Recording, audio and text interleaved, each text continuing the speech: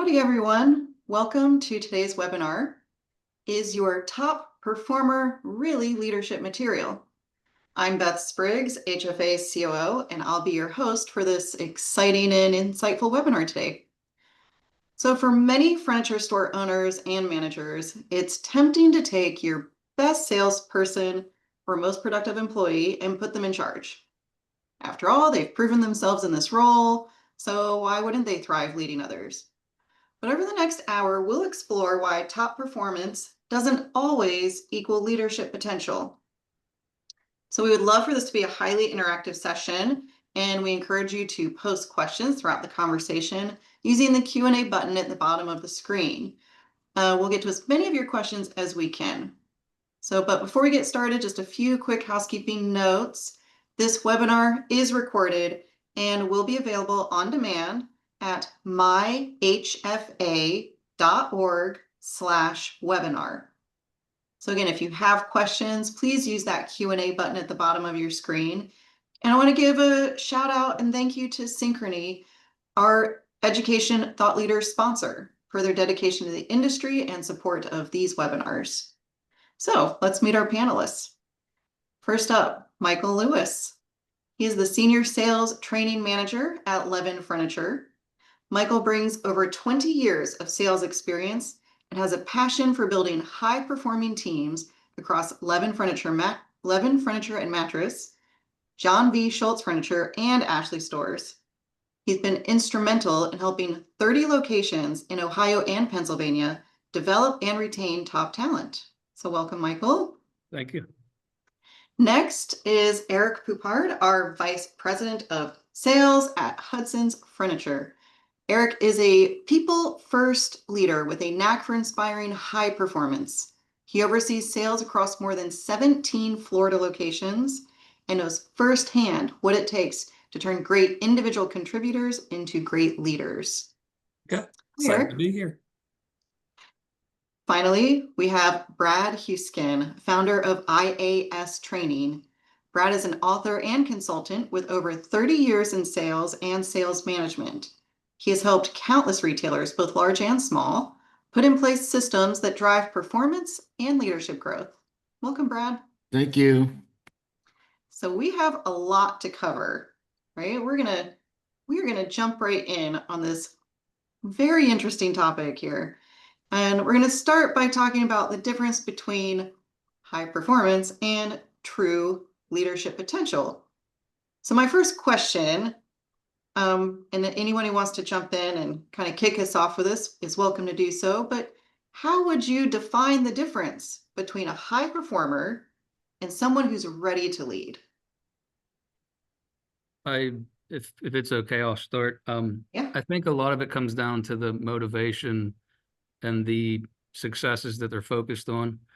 Your high performers are often, more personalized. They're more about their successes and about what they're doing daily, and they tend to be hyper focused on just that. Where they can kind of become a leader as well, or what sets a leader apart, would be the type of citizen they are. I guess I'd phrase it. They're more responsible. They're more of a team player. They show initiative towards the goals and success of the team, of the store, of the company, rather than being a bit more hyper-focused on their own. And you can often observe those folks fairly readily by who does the team go to for moral support? Who does the team go to for motivation? Who does the team go to when they need help, when they need advice? And the folks that are, in fact, more of a leader rather than just a high performer are readily taking care of those things, and even enthusiastic about taking care of those things. It's almost a difference between being more myopic in their focus and being more broad in their focus. Someone who is more of a leader can have high performing qualities and more easily spread that to a bigger team, help a bigger team do well. So it's kind of just differences in how the focus, I guess, is shifted. Some of the talents are the same. It's just where are they looking to take care of, use those talents. Yeah. Yeah, I would agree 100%. And just For your reference, let me just give you what my definition of a great sales manager is, or a great business owner if you're a small business, where you're the owner and the manager, and you clean the toilets and you accept incoming shipments and all those things. But I think a leader is one that can provide the leadership, knowledge, training, incentives, and consequences in order to recruit, hire, train, and maintain a successful staff. And like Michael said, they have to have that initiative in order to take on the leadership role. And I think a large mistake that many retailers make when they're hiring people, they don't have an eye toward the future. They're trying to hire just great salespeople. Well, not only do I want to hire a great salesperson, I want to hire a great person that we can develop and mold into a great manager as well. I've seen so many cases, and I'll just give you one example. I had a client down in Alabama who had 5 stores, and he had 2 shells of a store that were just waiting to open until they had a manager. And one of the shelves sat there for 18 months until they got a Wow. manager where they could actually open it, and just look at all the lost rent, for crying out loud. It's just ridiculous that they don't have a person to step into place because he didn't have an eye toward the future when he was hiring people many moons ago. And, Michael and Eric, I don't know what your thoughts are on this, but I think internally, if you're going to promote somebody from within, it probably takes a good year and a half to 2 years to take them through the strategies and techniques and methods and methodologies to take them from a new hire into the position where they can be a sales manager. Yeah, Brett, I appreciate that perspective. And I think, yeah, we look at probably 8 months to a year, depending on the candidate themselves, but certainly it is not a quick turnaround.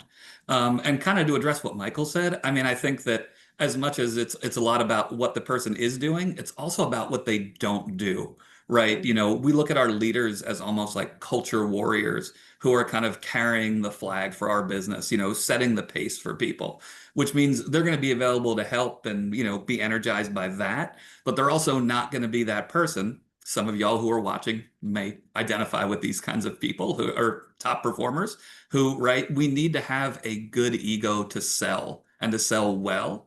But when that gets in the way and maybe gets us coloring a little bit more outside the lines for personal gain versus what is better for the store, the company as a whole, those things are extremely, extremely important, and definitely always having an eye.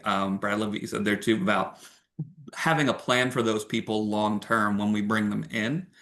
People we have earmarked for talent, for development. A lot of times we fail not because we have the wrong candidate, but it's because we have the wrong system to develop them into the leader that we need them to be for our organizations. Just to That's so piggyback interesting. a little bit on what both of you said, and sort of answer for my answer to Brad's question. I do feel that internal candidates can be brought from current position to manager quicker than external candidates, but I do agree as well. You need every bit of a year, if not longer, from hire date to leadership role, other than exceptional candidates, to Eric's point. And one thing I would add, and Brad kind of said it, when it comes to hiring good people, good citizens, it's immensely important for your company, no matter how many storefronts you have, no matter how big your staff is, to have a like core values, company culture, to have sort of a mission statement for how the best version of each position looks, the best version of a member of your company looks. You do need somebody that adheres to those values, and it does help you if you have that kind of like a barometer or a measuring stick. It can help you more quickly identify those that fit the role. Because if you're looking at someone like a high performer, like Eric said, if they're maybe cutting corners a little bit, boom, they're out. They're not fitting to the company culture, not fitting to the core values.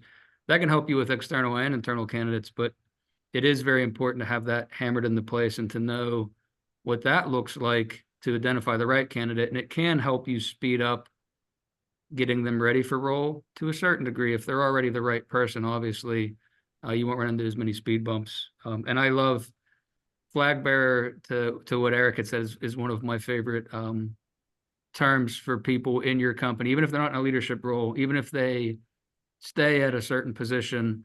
Flag bearers are immensely important. They help drive culture. They help drive messaging. They help, leadership in the executive class drive their message forward with not quite as much need for as much direct communication, because the flag bearer drives the message forward and helps model the behavior for you. But yeah, I think the core values are immensely important, and to keep them very close to your heart and your brain when you're looking at talent. Yeah, I agree. And there, just let me make a couple of statements here is that one of the biggest mistakes I see retailers make is they hire somebody from the outside as the manager. And just because they have managed in the past, they've never managed in your store. And in too many cases, the best sale that person ever made was selling you on hiring them to be the manager. And very quickly, you find out that this person may have been a successful manager, but it wasn't in a sales-driven organization.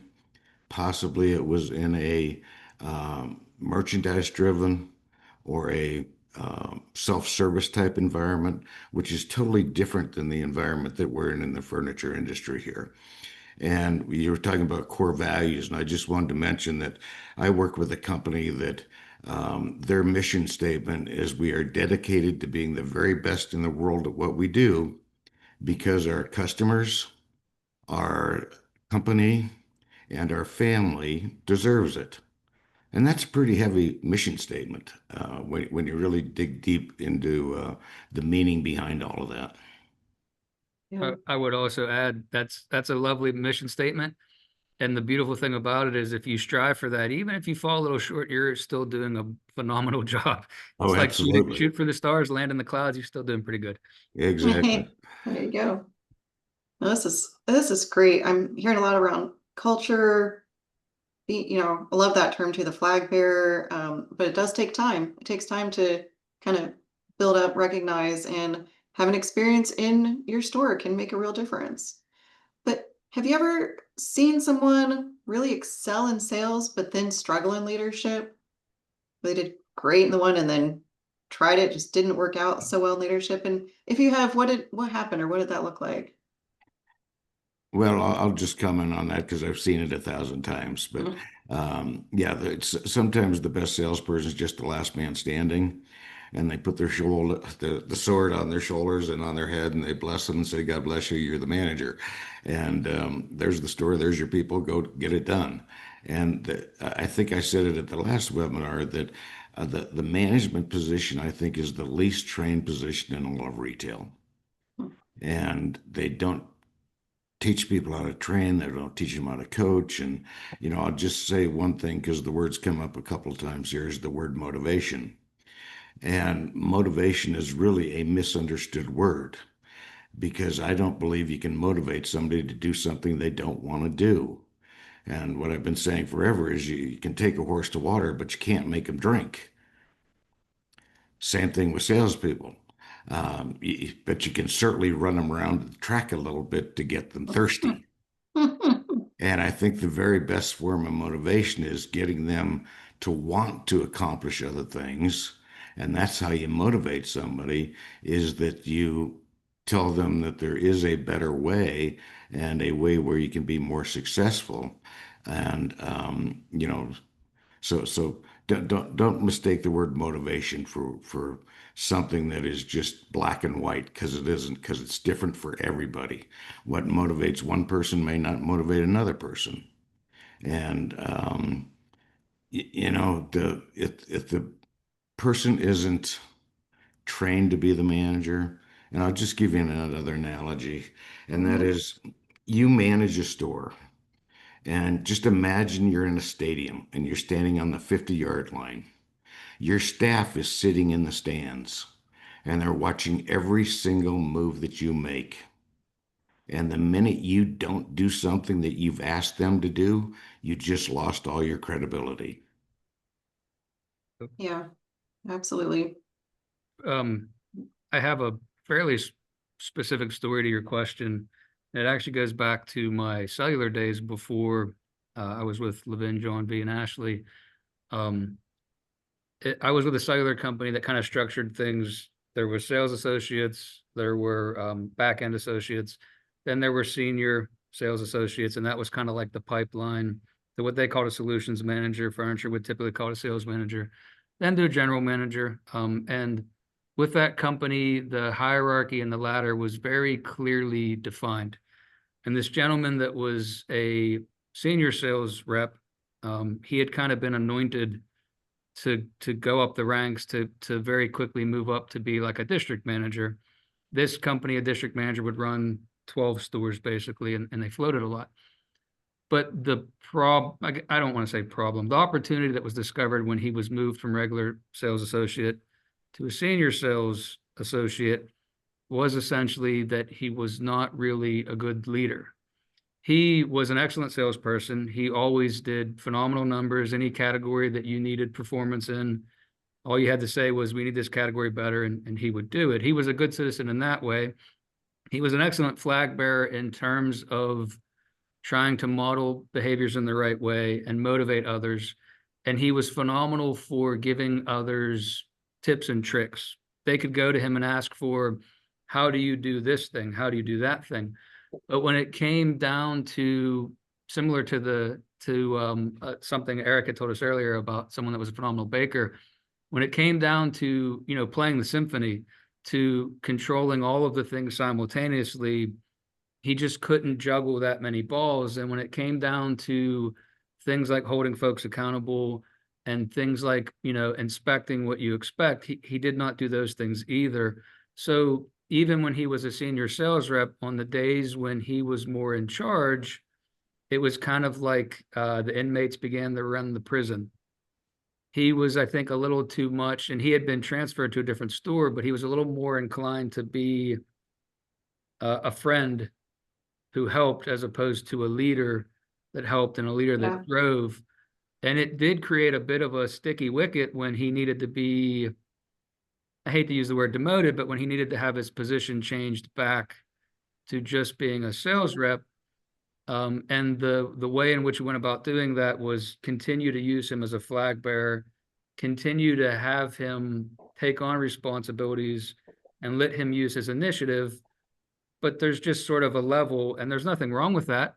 Continue to be a phenomenal salesperson, continue to help people and to model good behaviors. It's just that, not every position is for every person, and there's many different ways that success looks. There's many different paths to doing the best version of your job.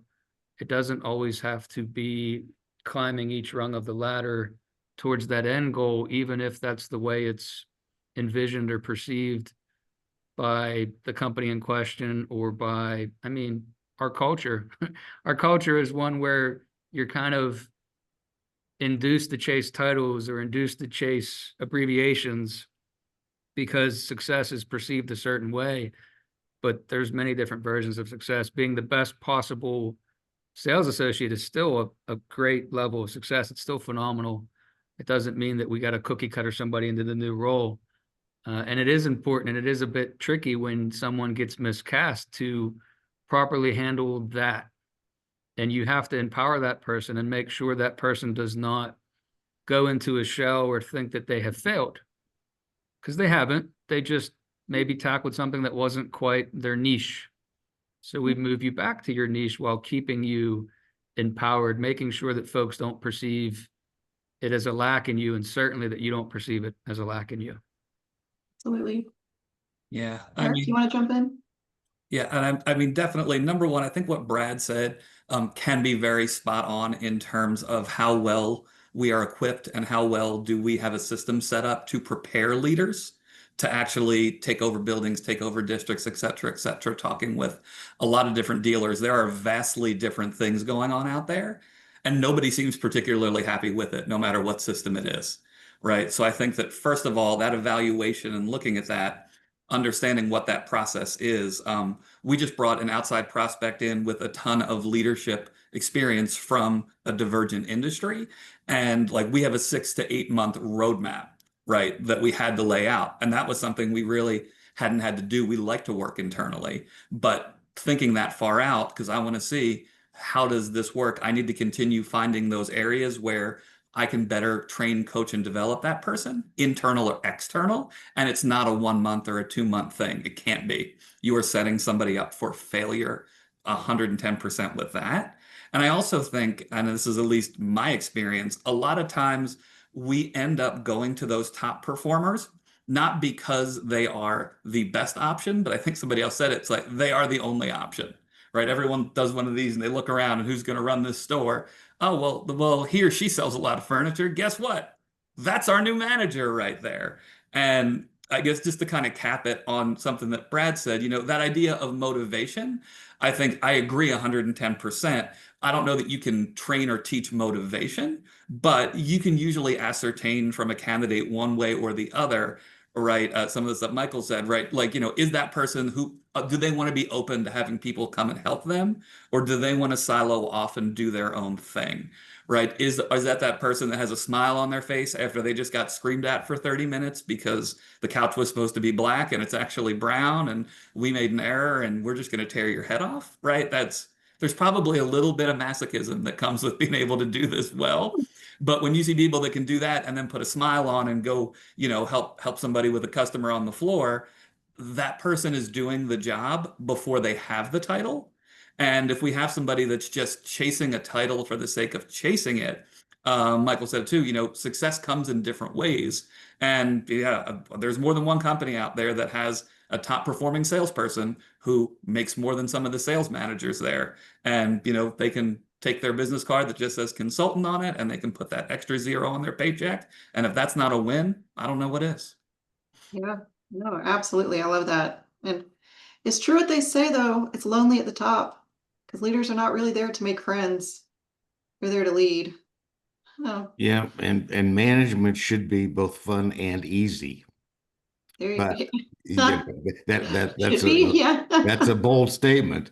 But Right. if you have the systems in place, it becomes fun and easy. There you And what I go. mean by that is that great managers totally eliminate opinions from their conversations because the minute Mm. you talk to somebody about an opinion, you're wrong. And Hmm. I'll just pick on Michael because he's on the top left-hand corner of the screen here. If I say, Michael, you got a bad attitude, he says, no, I don't. Yes, you do. No, I don't. Yes, you do. No, I don't. Nobody wins that conversation because that's an opinion. If I say, Michael, you're waiting on 20% less people than any other sales associate that we have in the organization, you need to get your stuff together and go out and wait on your fair share of customers. That's not an opinion. It's just me having an adult Yeah. conversation about how that person can get better. Yeah. And while I get the floor here, I guess I'll say a couple other things that are just my pet peeves. And this is from ownership to management to sales management to team leaders to mentors, is that way too often we coach a result, and you cannot coach a result. The only thing you can coach are the actions that cause the result. Hmm. And I know that's a heavy statement, but if somebody's closing ratio is low or their add-on percentage is low or they're not capturing as many five-star reviews as other people, well, you can't beat them up for that. But you got to look deep and find out what the actions that are causing that deficiency are. And I mean this both from a positive and a negative. Why are they successful? What actions are they doing that causes them to be successful so that we can pass that on to other people as well and elevate the entire staff and not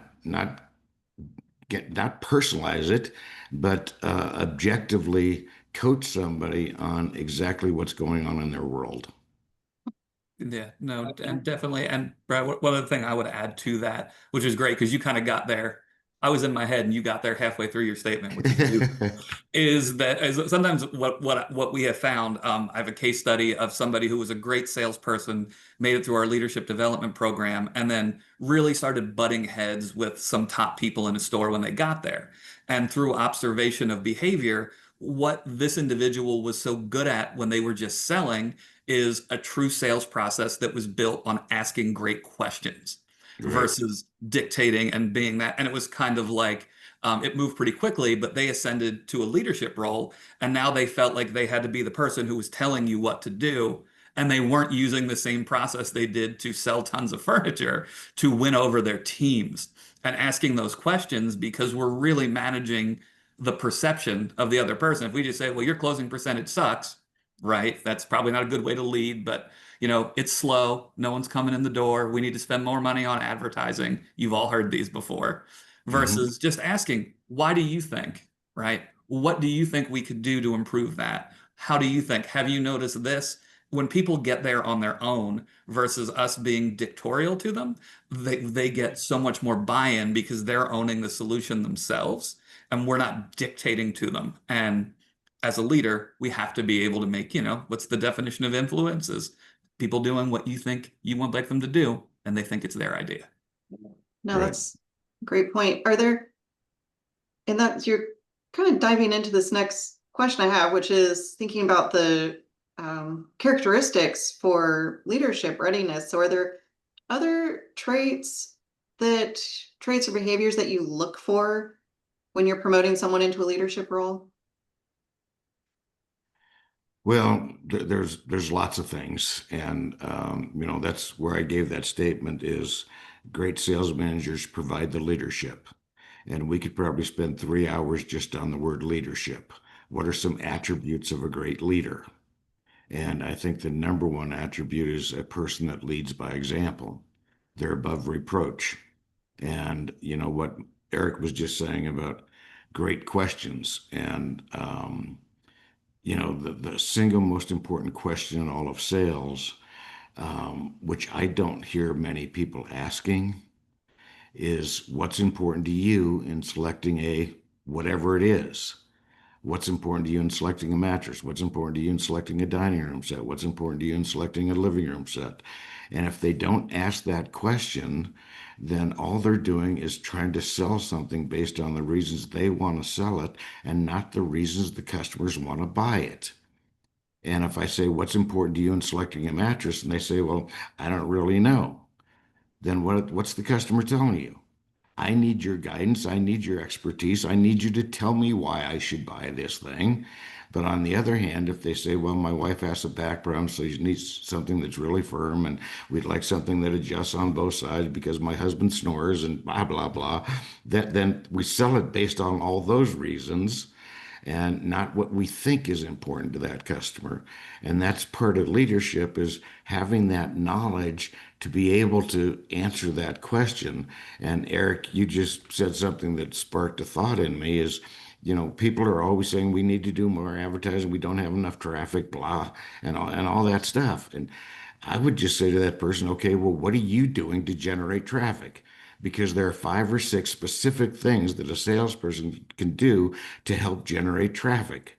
And the number one thing in the furniture business is, are you asking every customer for a referral or recommendation? And if you're not doing that, don't tell me we need to do more advertising because the most powerful form of advertising is word of mouth. And having Bob tell Dave he needs to go see those guys over there at Hudson's, you can't replace that kind of advertising. And if the salespeople aren't taking responsibility for that, then the leadership has failed because they haven't explained to them why that is so important or explain to them the 5 or 6 ways that they can help generate traffic as well. Just to sort of piggyback that a little bit and or maybe restate part of it. From a company standpoint, from a leader standpoint, those of us that are on this call that are trying to actively do this, it is immensely important that you sit down and think about the qualities and then you analyze that person and have the conversation to see those qualities. They can be a little different based upon, where you are in the US, what exactly you're selling, that sort of stuff. But I mean, Brad just listed a couple of them. Initiative is immensely important. Being proactive is immensely important. To a certain degree, I guess I'll call it empathy, but the ability to have conversations, to ask questions, to see both sides of the conversation is immensely important. It's almost as simplistic as saying being a good conversationalist, but it's not obviously as simplistic as that. But everything in life should start and end with a conversation if it's done well. There's a right way and a wrong way to say things, but to analyze somebody and see that more often than not, they do say things in the right way. They do ask questions as opposed to make demands. But I think those qualities are very important. Humble, they should be humble. They need to be able to get out of their own shoes, look at it from somebody else's standpoint, take feedback, take constructive criticism. They should be coachable. We mentioned before flag bearers. We mentioned before team players. It's almost like just looking for a good citizen. They need to know enough about how the thing is done well so that they can coach it, so that they can lead. A very important thing that Brad said earlier that is also one of my huge pet peeves is talking about numbers instead of behaviors. Back to having conversations. When you think somebody is potential leadership material, you start mentoring them, you start having them shadow you or someone else. You bring them as a sidecar and you let them start to have the lead on some of these conversations and see exactly how they do conduct these conversations. Are they looking for people's push points, aka what their personalized motivation is, and trying to tailor their messaging to that? Or are they trying to just talk about numbers, just talk about, we need to improve this thing as opposed to how do we improve this thing? Are they someone who would build a team, aka would they have those conversations? Would they have that empathy to build rapport with each member? And there are ways through mentorship and shadowing to see if someone has those qualities. Conversely, if you have someone who's already in a leadership role and you want to see how good they are at it, are they talking numbers or are they talking behaviors? Are they issuing edicts and orders or are they having conversations and asking questions? And it comes back around, a large part of it kind of is sort of empathy. Can they see both sides of the equation? Can they get out of their own view to examine someone else's view? Because we said before, there's many different versions of success. There's many different ways to get there. You can't cookie cutter everybody. It is very important to have processes. It is very important to have an idea of what success looks like and the ways to get there. But can you look at someone and realize that, okay, they use slightly different words, but it's the same process. They have slightly different body language, but it's the same thing. And I think those are all important if you want a leader that is going to be a coach and a leader rather than a boss. You know what I mean? You need someone that can promote and someone that can grow. And back to company culture, if you have that in place, you know what you're looking for, what that good citizen looks like. You know what you want everyone that walks through your doors to feel having interacted with your company, with your teams, by having core values, having company culture. It always gives you a good barometer to look at a potential leader. And you apply that same mirror to someone who's already in place that maybe you're not so very sure is doing an adequate job or maybe was miscast. Yeah. No, these are excellent points. And Michael, you spoke a little bit earlier too about telling us the story where you really had to reverse a promotion.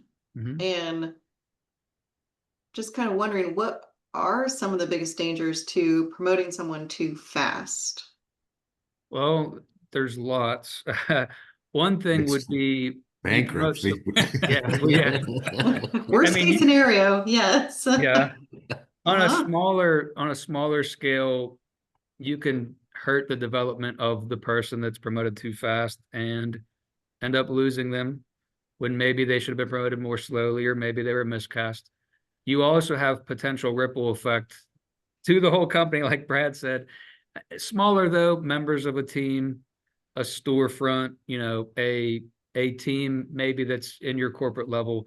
But the first thing would be if you promote them too fast, they're not going to have confidence. They're not going to have comfort.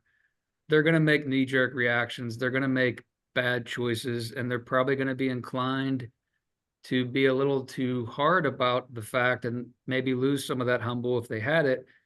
And they become defensive. They're issuing orders, they're issuing edicts, do what I say as opposed to do what I do. They're not modeling the behaviors. So you can damage that person, lose that person. The ripple effect is you damage a team.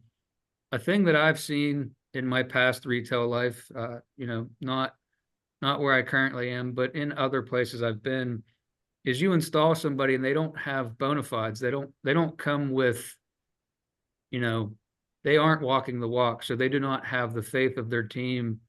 And it just causes a whole avalanche of other issues to spiral out. And sometimes it gets so bad that in order to fix it, you're like moving pieces around.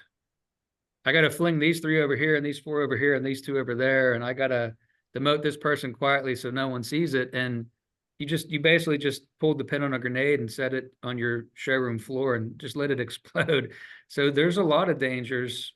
I think the way to avoid it is through mentorship, through shadowing, through a long enough program where you're taking the time to skill practice, to role play, to observe and bring that person into the sphere you need them to be. Like, you take them under your wing and you start to let them see how you make decisions, how you handle situations, but then you let them start taking the lead. And again, they may do it differently because there's many different ways to say yes, no, and maybe. But you get a feel for how it's going to work when you're no longer right there. You have to start observing it and inspecting it so that you can eventually get exactly what you hope for and expect. I would just piggyback onto what you just said, and there's a couple things that you said that really struck a note. Is that they need to understand how the statistics interact with the behaviors, because the behaviors are what improve the statistics, and they need to know the answers to the questions so that they can actually coach the people. And if the sales manager or the team leader isn't proactively listening in on conversations that a salesperson has with their clients, then you don't know what they're saying, and you have nothing to base your coaching objective on. And the other thought that I had in what you're saying there is that in both salesmanship and in sales management and in business ownership, there's an art and a science. And the art is how the individual handles it. The science is how to get the job done correctly. And it's things like having open communication, having one-on-one meetings, it's listening in on presentations, it's reacting to the statistics, it's going over goals and objectives, it's having non-negotiable standards and accountability structure. And that's the science. The art is what the individual brings to it. And that's what I mean by having the systems in place to where nothing is subjective, everything is strictly objective. Yeah, and to get to that systems point, I think sometimes when we see someone who gets thrust, we'll say, into a role too quickly, right, and they kind of burn or flame out, a lot of times there's a tendency to blame that individual, right? And that may be true in some cases, but I think a lot of times we miss the opportunity to be reflective, right? If we're the person or we've got a leader that's made that call to say, all right, we know you're probably 3 months away, but we got to keep these doors open, right? And then maybe we don't give that person the support we should because we're moving too fast. There's too many moving parts. This individual gets cast all of this doubt on them and disparity upon them, and maybe they feel a level of personal shame. Step down is different for some people versus others. But how often do we do that? And then do we go back and be reflective about where could we have served that individual better the next time around when this happens again? We hope that it doesn't, but we know that it will. And I think oftentimes those individuals sometimes get a little bit of a raw deal. Not always, sometimes wrong person, wrong seat. But there are people out there who have been promoted to the right place, have the right skill set, but have not given that support to be the best they can be. And a lot of times we don't own any of that. We'll just give that and say, they were lazy, they didn't know it well enough. And we all know the multifaceted challenges that sales leadership in this industry brings. So let's look in mirrors before we start throwing stones in those glass houses from time to time. Love I, that. he sparked my brain pan a little bit. There's a phenomenal book out there called Extreme Ownership, written by 2 Mhm. former Navy SEALs. And one of the most important aspects of leadership, whether you're leading up, leading down, leading across, comes back around to what Eric just said. Like, what could I have done better? How could I have done more, helped them to understand, helped them to see it? Like, what questions should I have asked of myself or others to make sure I better understood so I could better explain? I definitely recommend that book. It's not too long of a read, and the way in which they go about it is so different because they're former Navy SEALs. But I think it's a phenomenal way to look at leadership and to conduct yourself so that you do make the adjustments, you do get better, you do learn from your mistakes and or see them before they happen. Can you say that book title one more time for us? Extreme ownership. Extreme Ownership. Got it. Thank you. Yeah. Are there any other books that you guys would recommend for leaders that you think would be helpful on this topic? Built to Last, Good to Great. They're all great books. The 1 Minute Manager, the 1 Minute Salesperson. You know, we can go on and on. There's lots of great books out there on management, on sales, and once you've read enough of them, you can drift through the minutia. And you know, I just one example. I was reading a book that says every salesperson must ever ask every customer for a referral or recommendation. And if they give you one, hand them your phone and ask them to call them. Well, I would never do that. Hmm. Yeah, hey, Eric, you know anybody else that might be interested in my kind of information? Well, here, call them. Hmm. No, that's way too pushing, way too aggressive. And that's sometimes we lose sight of what the real goal is. And I'll just give you a real live example. I was working with a jewelry store up in the Detroit area, and the manager required that each of their salespeople make 100 phone calls per week. And what's the goal? The goal isn't to make 100 phone calls a week. The goal was to make 5 appointments a week. And if you make 6 phone calls and you get 5 appointments, God bless you. Mission accomplished. Mission accomplished. You don't need, and they're making calls. Hi, need anything? No. Okay. Hi, need anything? No. I mean, those are very unproductive telephone calls that are just shooting themselves in the foot, and they're actually telling their customers that we're desperate and we're a telemarketing operation now.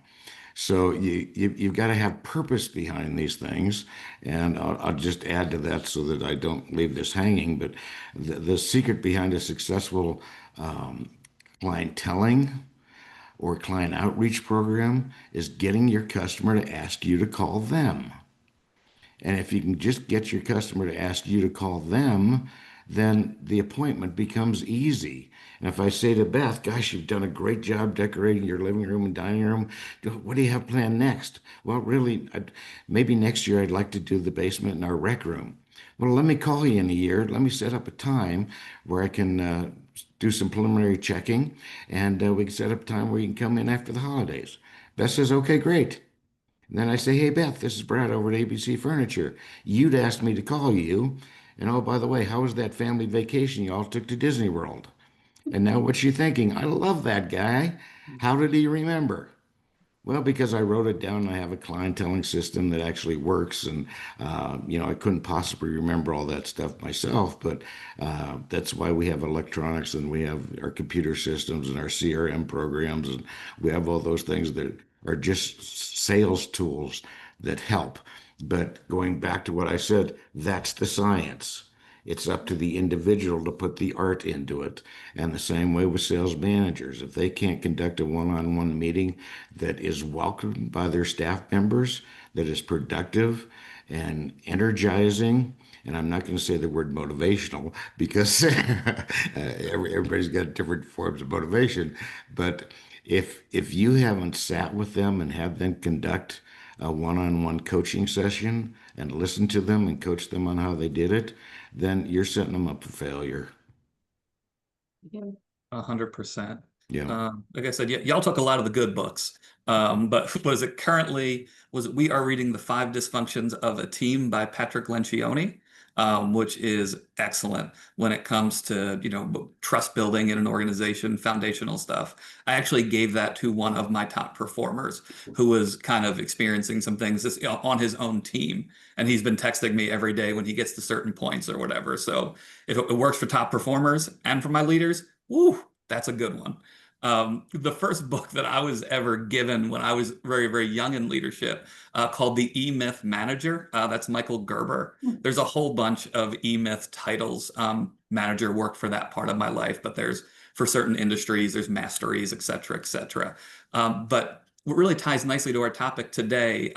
There's like this great story in there about this lady who's like a great pie baker, right? And she's working for somebody. She bakes incredible pies. Nobody can bake a pie as good as her. So she decides that she wants to open up her own bakery, not understanding that she has never had to lead anybody else.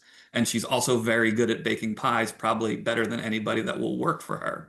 And kind of it goes down the road. We'll put a pin in it quickly, but I think like the end analogy is she's about to go bankrupt. She's up on the roof, like hammering shingles, because she does not have time to do the thing that she does best, which is baking pies.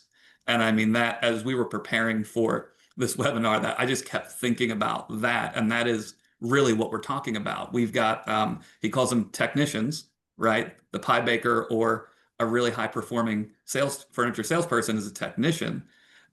Leaders don't need to be that, they need to know how to sell or bake a pie. They don't necessarily need to be the best at doing it, but the other side of it, just being excelling at the technical aspect of something does not automatically mean you can lead people to it in the way that you do. Not saying it can't be done, but those things do not need to be mutually exclusive. And that's a great, quick, easy read. Gerber's are always quick, easy reads as well. Yeah, and a quick thought that I had too is, I've run into some absolutely fantastic salespeople in my career, and the ones that are really, really, really top drawer. I mean, I was working with a jewelry store. The store did $2 million in volume, and this one lady, her name was Donna. She did 800,000 of it all by herself, and she was smart enough to know I don't want to be the manager. I don't want to get in over my head. I'm doing just fine, thank you, making tons and tons of money. So Yeah. that's where the great ones know when they're in over their head and they don't want to Yeah. make that mistake. Mhm. You know what you love and know what you want to do. Just being in leadership might not be something you love, and there's nothing wrong with that. That's totally fine. Like, Yeah, it's that's okay to totally not fine. want to have to be in a leadership position. You gotta find what your passion is, and if your passion is helping people to excel in their jobs, that's a great leader. Yeah. Yeah, If their absolutely. passion is selling furniture, let's put them in that seat on the bus. Yep. But you don't want to put people in the wrong seat on the bus. No, you got it. If I could So we, jump down a rabbit hole very quickly, because I know we started off talking about books.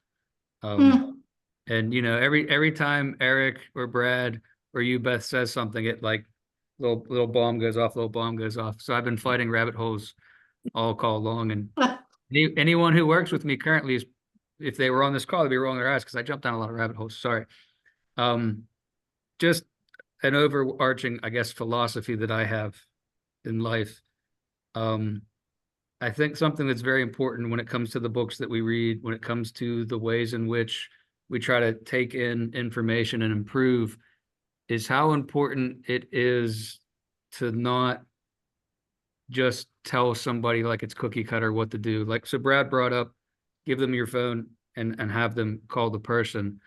And I think too often we can fall in love with saying, say this phrase to every guest, say this phrase, do this thing, whatever, and not allowing for the fact that people have to be authentic to their personality.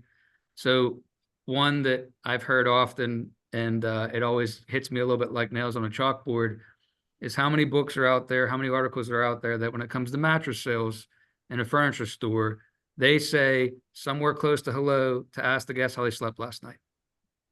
And I've never got behind that because the potential creepiness of saying, hi, welcome to my store. How are you? Oh, I love your shoes. How's your day going? How'd you sleep last night?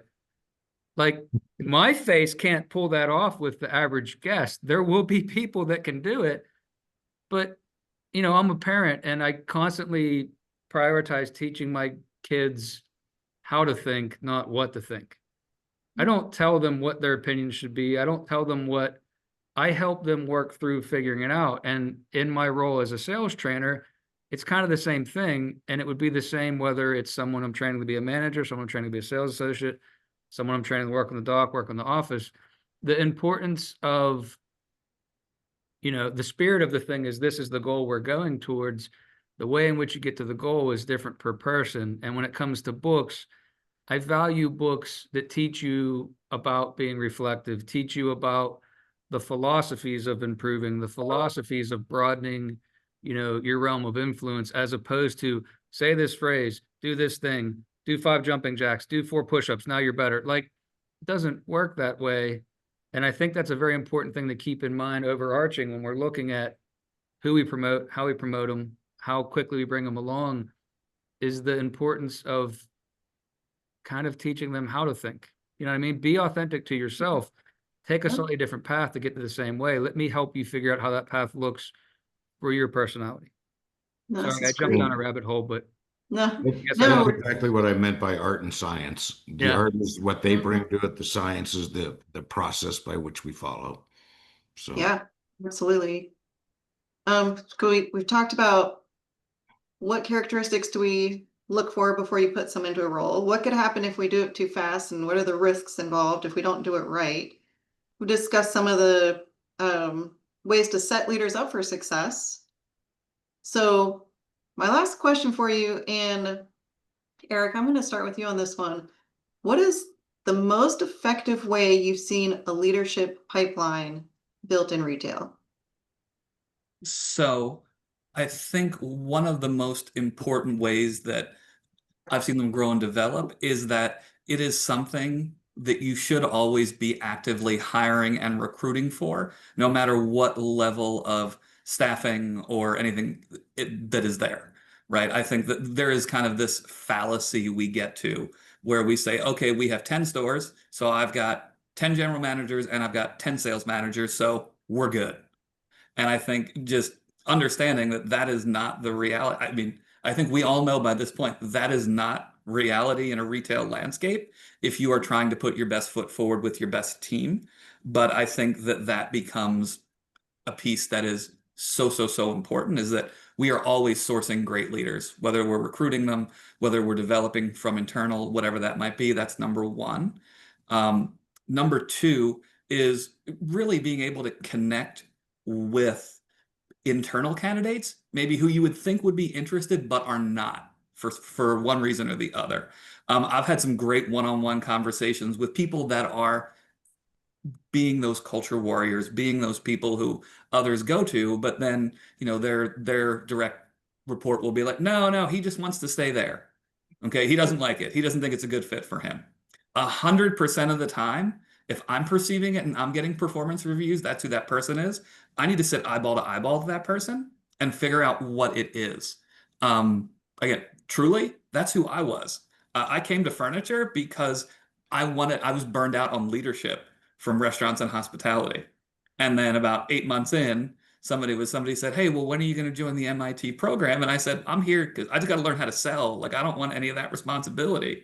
And they were like, "Well, just so you know, you're pretty much doing the job anyway, so you might as well get paid for it." So, I ended up taking that journey. But I've had I had divergent conversations about if you have a company where people have to have geographic flexibility, right? They could be relocated across a state, right? If that's mandatory, right? Is it always mandatory? Is it not? Is there a role that person could fulfill with more responsibility where that wouldn't be their concern? And the other big one sometimes I have found is that if we go into a building and salespeople on the floor or anybody is just like, "Oh man, my boss is it. He or she so busy, like they deserve a raise. They're working ragged, et cetera, et cetera." To Brad's point, this should be fun, right? It should be fun and it should look fun. And these are, again, some of those things. If we can unearth some of the reasons why people who could be internal candidates really aren't interested, we can work on that, overcome that, and see that together. Everybody on this call has got at least a couple of people in their organization who could probably be doing more than they're doing. And again, that reflectiveness is about us figuring out how do we connect with those people and figure it out, because we've turned some of the best leaders in our organization out of people who didn't want anything to do with leadership or management. They're out there. You just got to look for them and figure out where they're at. Great. if I could, well, go after ahead, you, Mike. sir. All right, if I could pop in something that Eric just said that also is kind of a pet peeve or firmly held belief of mine. Oftentimes, this is a little bit of a sidebar, but the folks who look like they're run ragged and look like they're the busiest and give the impression that they don't have a moment, that's a bit of acting oftentimes. It should look fun. It should look like they have command of it. It should look like they know what they're doing. This is all common. I got this.